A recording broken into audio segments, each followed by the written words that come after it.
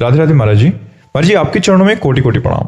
महाराज जी परम पूज्य प्रातः स्मरणीय श्री भाई जी ने कहा था कि परिस्थितियों या प्राणियों से आशा ना करके केवल आत्म सुख की आशा करनी चाहिए।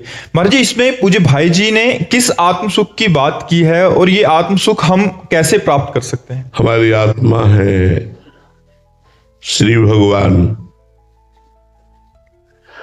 जब हम भक्ति के द्वारा उस सुख को प्राप्त करना चाहते हैं तो नाम रूप लीला धाम के द्वारा प्राप्त करते हैं। जब हम कर्मयोग के द्वारा उस सुख को प्राप्त करना चाहते हैं तो निष्काम भाव से होकर संपूर्ण चराचर जगत को सुख पहुंचाने की लालसा, बदले में कोई न चाह, तो इससे आत्म सुख की प्राप्ति होती है।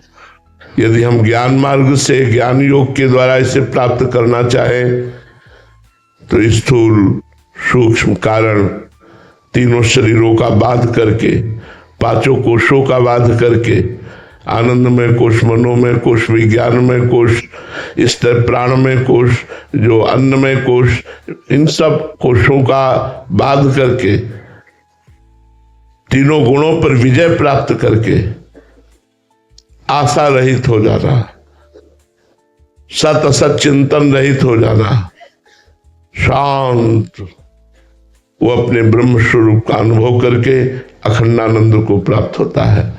सबसे कठिन समस्या है ये व्यक्ति वस्तु स्थान की आशा का त्याग करना।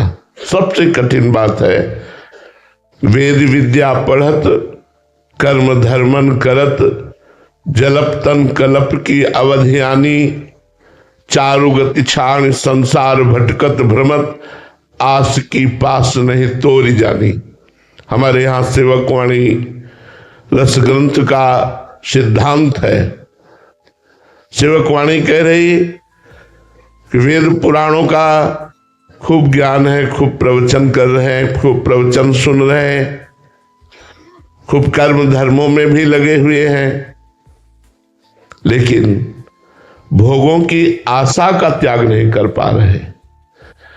व्यक्ति से आशा, वस्तु से सुख की आशा, किसी भोग से सुख की आशा, यही हमारे अत्यंत समीप आत्म सुख को ढके हुए है।